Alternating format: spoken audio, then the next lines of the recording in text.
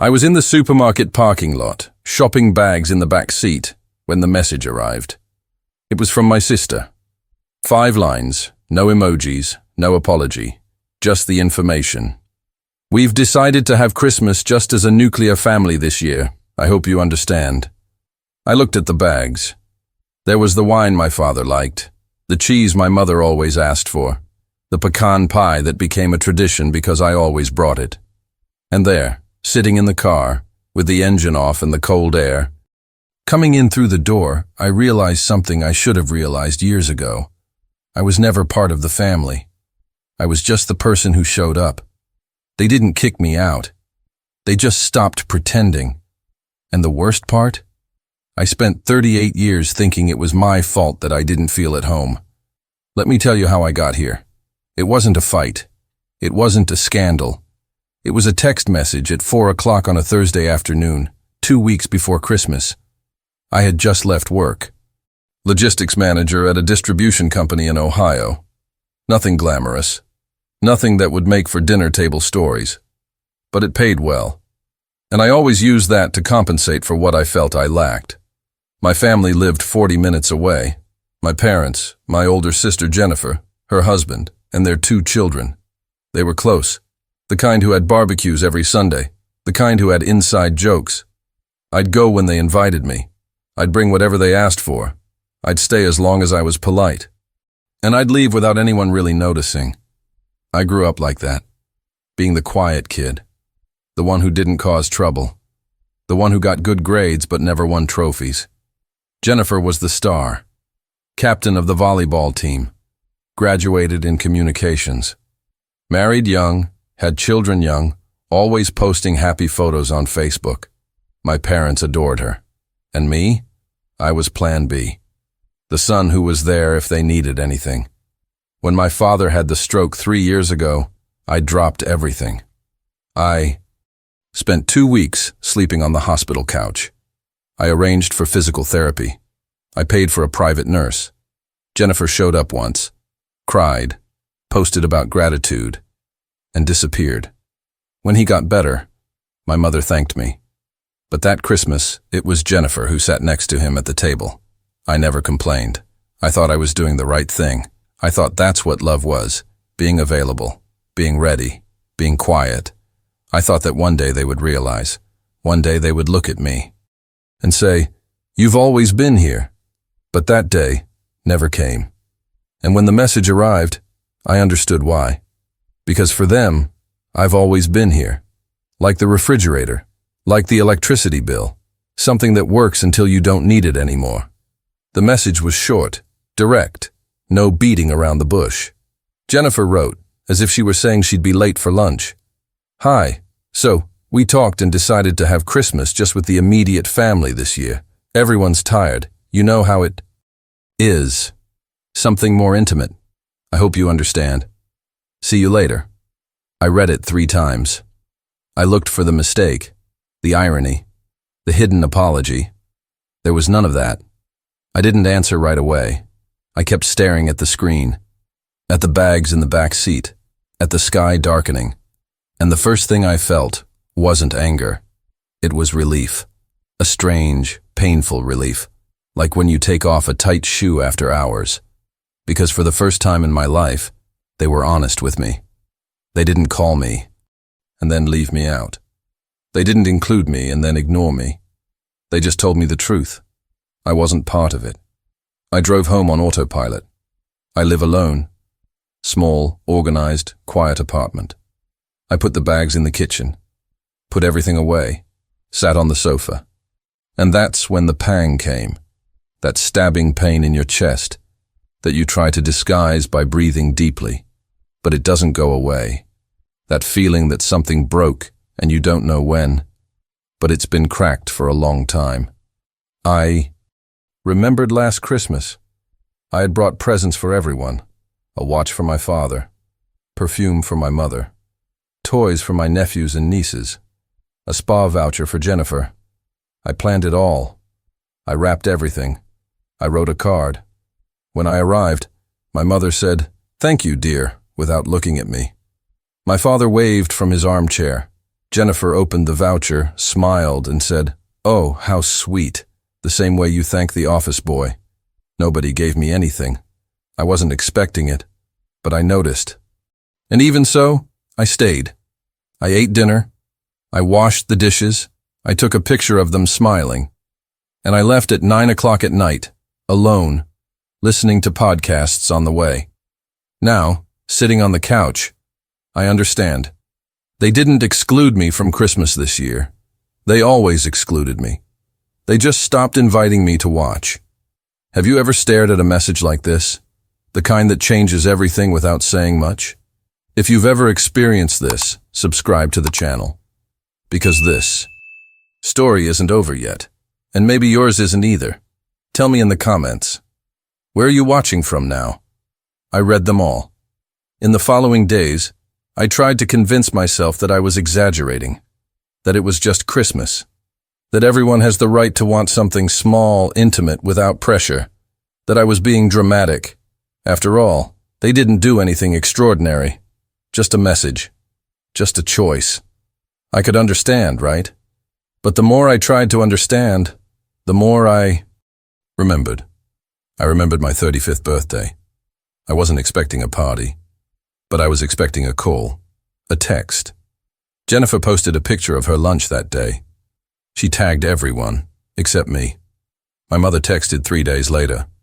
"Sorry, son, for the rush." My father didn't even remember. I remembered when I lost my job 6 years ago. I was unemployed for 4 months. I didn't ask for help, but I mentioned it. At the dinner table. It's difficult, but I'll manage. My mother changed the subject. Jennifer complained about the traffic. My father asked if I could help him move the TV before he left. I moved it, and I left. Nobody asked if I was okay afterwards. I remembered when Jennifer separated from her husband. It lasted 4 months. I heard about it on Facebook. She posted a long text. My mother commented, "We're always with you." I texted, "If you need anything, I'm here." She saw it, didn't reply. 2 months later, she got back together with her husband. She made a post about new beginnings. Everyone commented, "Me too." She liked it. That's all. But when I got promoted last year, I told everyone at Sunday lunch. My dad said, "Cool." My mom said, "That's great, son." Jennifer was on her phone. 5 minutes later, she showed me a picture of her son playing soccer. Everyone got excited. They asked questions.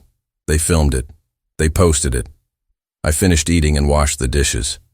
Nobody noticed I left the room.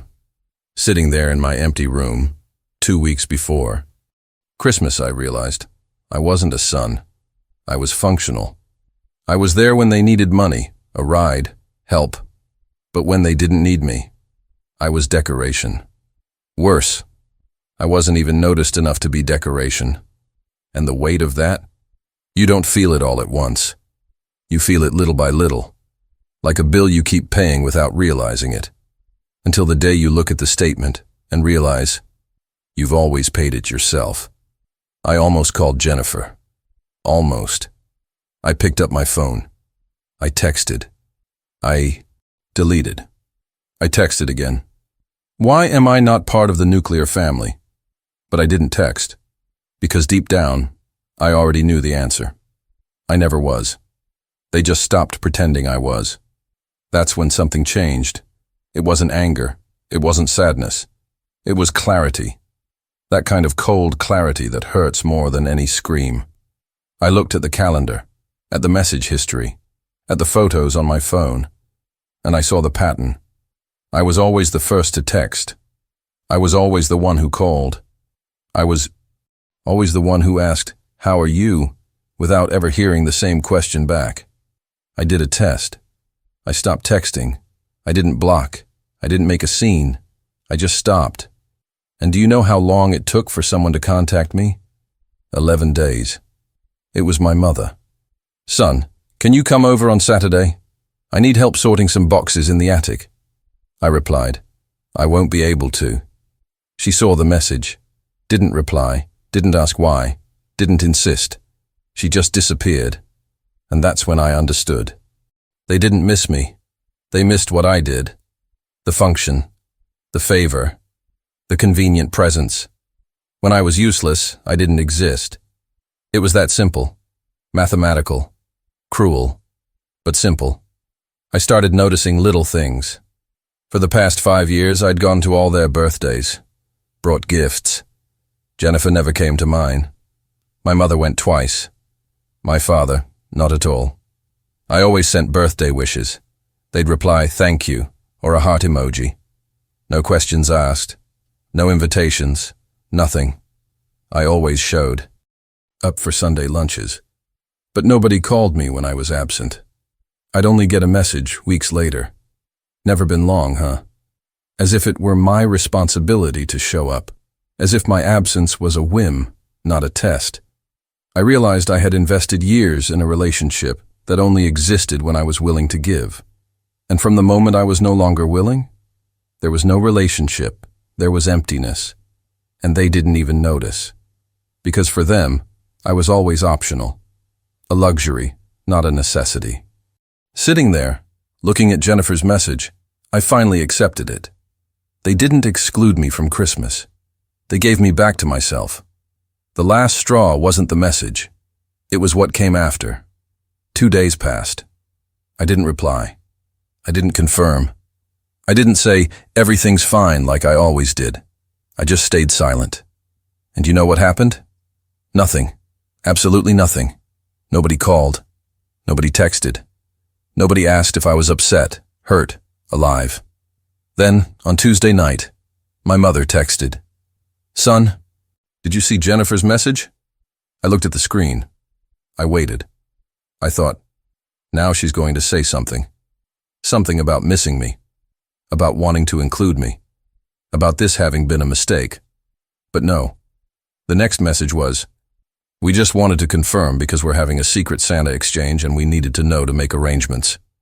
Secret Santa. Among themselves, without me.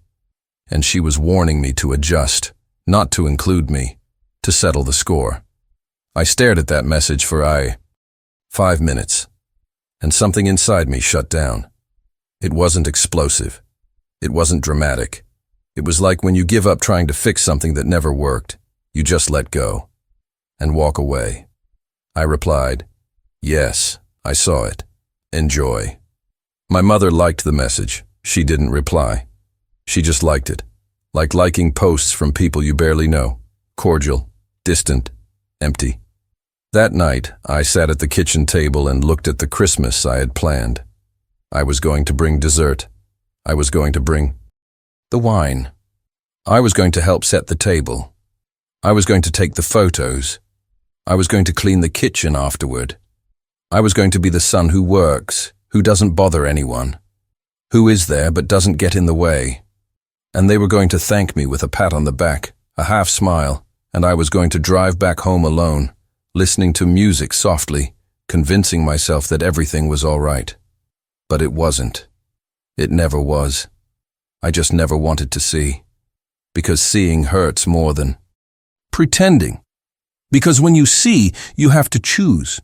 And choosing means accepting that you were never the problem. You were just put in a place where you never belonged. I didn't cry. I just took a deep breath. The kind of breath you take when you accept a heavy truth. And for the first time in 38 years, I decided, I'm not going to show up where I'm never expected anymore. In the following days, I lived on autopilot. Work, home, work, home. I didn't look for anyone. I didn't text. I didn't call. But I didn't block anyone either. I didn't advertise. I didn't delete any contacts. I just stopped. I simply stopped trying. And the silence was deafening. No messages, no calls, no, "Are you okay?" Just silence. As if I had never existed. As if the last 38 years had been a favor I did, not a bond I built. And perhaps that's exactly what it was. A favor, a function, a convenience. I started to notice how my life had revolved around them. My Saturdays were free because maybe my mother would call asking for something. My Sundays were blocked off for lunch. My holidays were planned around family gatherings. I never traveled alone. I never scheduled anything important on those dates, because I thought that if I didn't show up, they would miss me. But now, seeing the silence, I understand. They never missed me, because I was never missed. So I did something I'd never done before. I opened my laptop. I looked up tickets, and I bought them. By myself. To Nashville. 3 days. From December 24th to December 26th. I was going to spend Christmas listening to live music, eating at 24-hour restaurants, walking down streets full of people I didn't know. And for the first time, it didn't seem sad. It seemed honest. I didn't tell anyone. I didn't post about it. I didn't give any notice. I just booked it. And when the confirmation email arrived, I felt something I hadn't felt in years. Anticipation. Not about them. About me. On Friday, a week before Christmas, Jennifer sent a message to the family group chat, a photo of the decorated table. Preparations for the big day. Tree, heart, and star emojis. My mother replied, "Beautiful, daughter." My father, "So meticulous." I looked. I didn't react. I didn't reply. I just left the group. Silently, without announcement, without explanation. 3 hours later, Jennifer sent me a private message. "Did you leave the group?" I replied. "I did." She typed, stopped, typed again. "Are you okay?" I looked at the message, at the shallow question, at the feigned concern, and I replied, "Everything's fine." She saw it, didn't reply again, and the silence returned. But this time, it was mine. I chose it, and that made all the difference. I almost confronted her. Almost. On Sunday the 22nd, my mother called me. I answered. "Hi, son." Her voice was normal, as if nothing had happened, as if I hadn't left the group, as if the message to remove me had never existed. "Are you okay?" I said. "Everything's fine." She hesitated. "You disappeared." I took a breath. "Yeah, I'm busy." Silence on the other end. Then she said, "Okay, my son. I just wanted to know if you were all right." I almost said it. I almost blurted it all out. "No, Mom, I'm not okay. I never have been. You've excluded me for years and never realized it. You used me when you needed me and discarded me when you didn't. I'm invisible to you, and I'm tired of it." Almost. The words were on the tip of my tongue, but I swallowed them, because I knew. It wouldn't make a difference. It wouldn't change anything. She would deny it. She would cry. She would say I was exaggerating, that she always loved me, that I was being ungrateful, and in the end, I would be the villain. Again. So I just said, "I'm fine, Mom, don't worry." She said, "That's good, son. Bye." And hung up, quickly, without asking anything else, without insisting, as if it were protocol, call, ask, end, mission accomplished. I hung up and looked at the ceiling, and I realized, confrontation doesn't work with people who have never seen you, because you'll be explaining something they already know. They just don't care enough to change. So what's left? Silence. Absence. Distance. On the 23rd, Christmas Eve, I packed my bag. Simple clothes. Headphones. A book. A laptop. I was going to work remotely, but I was also going to disconnect. I was going to exist outside of them. And that somehow seemed more frightening than any confrontation. Because confrontation is still connection. It's still attention. But leaving? Leaving is accepting that you were never part of what you thought you were. I looked at my phone. No messages, no calls, no early Merry Christmas. Nothing. As if I'd already disappeared. As if I'd never mattered enough to be remembered. And then I understood. They weren't going to miss me at Christmas. They would only notice my absence when they needed something. And until then, I would just be another person who left their lives without making a sound. I closed my suitcase. I looked at the empty apartment. And for the first time in a long time, I didn't feel alone. I felt free. On the 24th, I hit the road at 6 in the morning. The sky was still dark. The roads were empty. My road trip playlist was playing softly. I didn't tell anyone. I didn't post. I didn't text saying I'm traveling. I just went. And as the miles piled up, something inside me began to loosen. I drove for 5 hours. I stopped to eat. I stopped to refuel. And at no point did I check my phone expecting a message from them, because I knew I wasn't going to get one. And for the first time, it didn't hurt. It only confirmed what I had already accepted. They were never really there. I arrived in Nashville at noon. Simple hotel, clean room, street view. I took a shower, changed my clothes, and went out. I wandered aimlessly. I went into record stores. I ate a sandwich in an unknown diner. I sat in an empty park watching people go by. And you know what I felt? Nothing. No guilt, no longing, no regrets. Just emptiness. But a good kind of emptiness. Like when you clean out a closet full of old things and can finally breathe. That night, I went to a bar with live music. I sat at the counter. I ordered whiskey. And I stayed there listening to the blues, watching people laugh, dance, live. I didn't know anyone. No one knew me. And that was liberating. Because for the first time, I didn't need to be anything to anyone. I didn't need to function. I didn't need to be available. I was just there, existing, without purpose, without function, without weight. The bartender asked me, "Alone at Christmas?" I said, "Yes." He nodded. "Sometimes it's better that way." I looked at him, and I agreed, because it was true. Sometimes it's better to be alone than to be invisible among people who should see you. When I got back to the hotel, it was almost midnight. I lay down on the bed. I looked at my phone. 3 messages. A group chat with friends from work. "Merry Christmas," an automated message from the bank, and a message from my mother. "Merry Christmas, son." No question. No, "Where are you?" No, "We miss you." Just protocol. I didn't answer. I put my phone on the nightstand, and I slept. Deeply, without guilt, without pain, without anything. Just a good kind of tiredness. The tiredness of someone who has finally stopped carrying a weight that was never theirs. On the 25th, Christmas Day, I woke up without an alarm.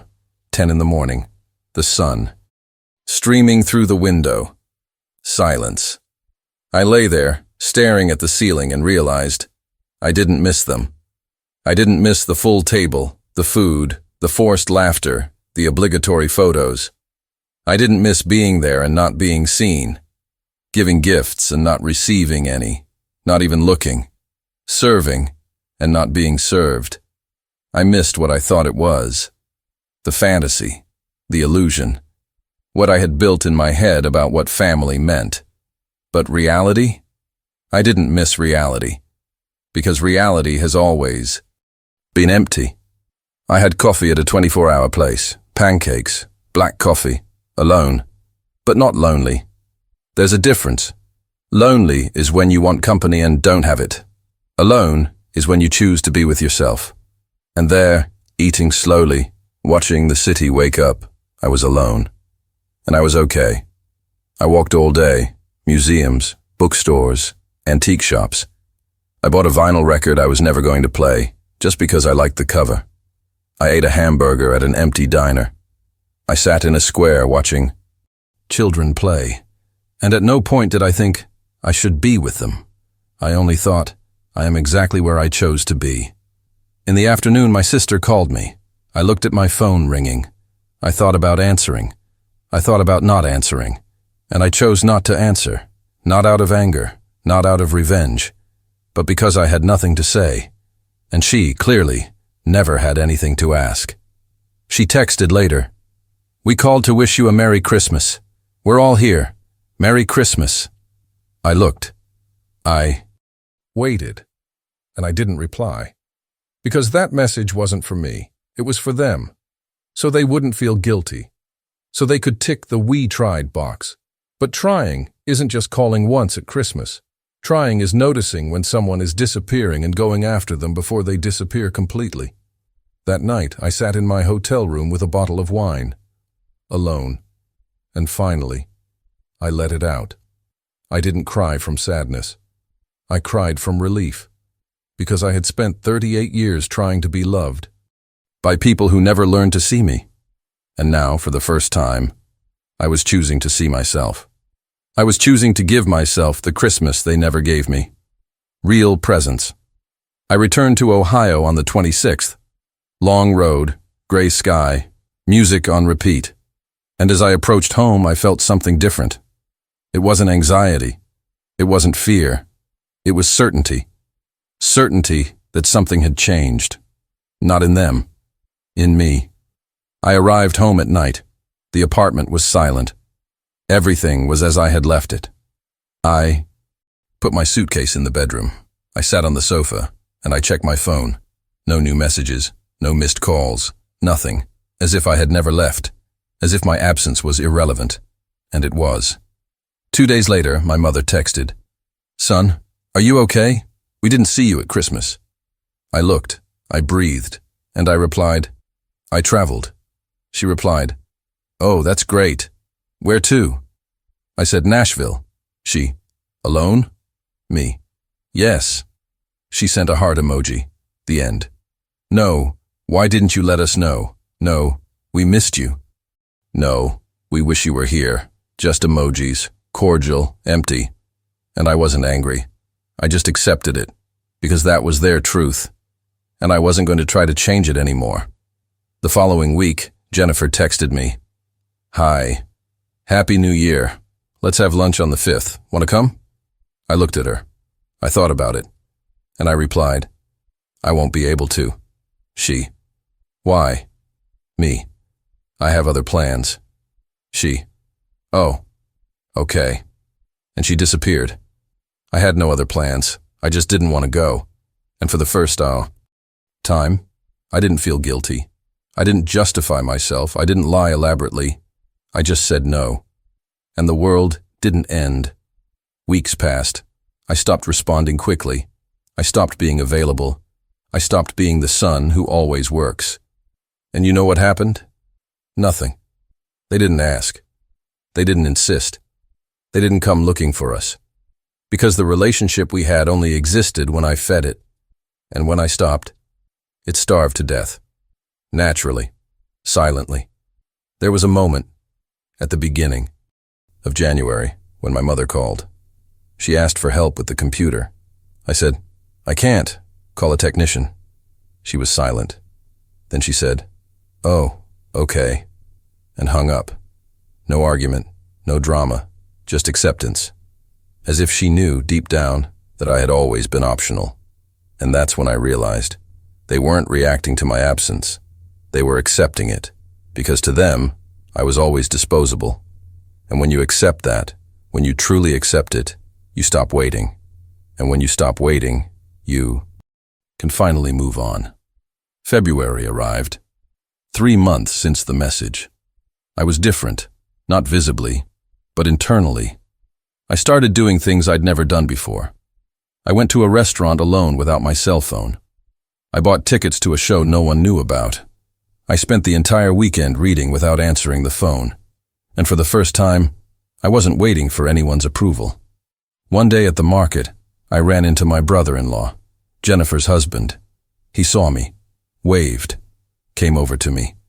"Hey man, long time no see." I said, "Yeah, I'm around." He said, "Jennifer mentioned you've been busy." I said, "Yes." He laughed awkwardly. "Family, you know, everyone's busy." And he left. I stood there, in the cereal aisle, and I understood. To them, I had only been busy. I hadn't distanced myself. I hadn't made a choice. I was just in a rush, because accepting that I had distanced myself would mean accepting that they had failed, and they weren't going to do that. So the narrative was different. I was busy. I changed. I was the one who became different. And maybe I stayed, but not in the way they thought. I didn't become bitter. I didn't become resentful. I just became aware. And awareness, when it comes late, hurts. But it also sets you free. In March, my mother called me. Her voice was tearful. "Your father isn't well." My heart tightened. "What happened?" She explained. "High blood pressure, dizziness. The doctor ordered tests." Nothing serious, but worrying. I took a breath. Do you want me to come over? She hesitated. If you can. I went. I arrived at their house. Everything was the same. Same living room, same smell, same feeling of not belonging. My father was in the armchair, pale, tired. He looked at me. Hi, son. I said, Hi, Dad. I sat down. We talked. About exams. About doctors. About nothing. Jennifer showed up an hour later, thanked me for coming, as if it were a favor, as it always was. I stayed for 2 hours. I helped with what was needed. I said goodbye, and I left, without dinner, without staying late, without waiting for anyone to ask me to stay, because I knew they wouldn't ask. And even if they did, it would be protocol, not a real desire. I drove back home, and I realized something. I still loved them, but I didn't need them anymore. And that difference changed everything. Love without need is freedom. You love, but you don't depend. You care, but you don't lose yourself. Today, 6 months after that message, I live differently. Not better, not worse, just different. I still talk to them, but I don't expect it. I still help when I can, but I don't force myself. I still show up sometimes, but I don't pretend I belong. Last Sunday, we had a family lunch. My father's birthday. I went. I brought cake. I stayed for an hour. I ate. I chatted politely, and I left. Jennifer was surprised. You're leaving already?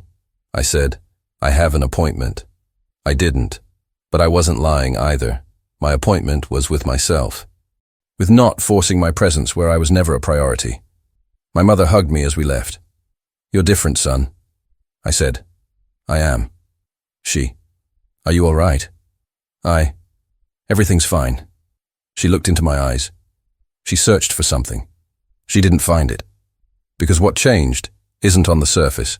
It's deep down, where pain turns into clarity. I don't hate them. I don't blame them. But I don't pretend anymore either. I don't pretend we're close. I don't pretend I was seen. I don't pretend my absence matters. I accept it. And acceptance in the end is the only peace left when love was never enough. Today I know. Family isn't just blood. It's choice. It's presence. It's reciprocity. And where that doesn't exist, there's only genetics. And genetics doesn't compel anything. Not love, not presence, not pain. That Christmas message didn't exclude me from the family. It freed me from illusion. And perhaps it was the greatest gift I've ever received. Because now, when I sit alone in my room, I don't feel invisible. I feel whole. And that, for the first time, is enough. I don't need them to see me anymore. Because I finally saw myself. And that changed everything. If this story touched you in any way, leave a like. Not because of the algorithm, but because you understood. You felt it. You've been in that place where presence doesn't mean belonging. And if you're still going through that, subscribe to the channel.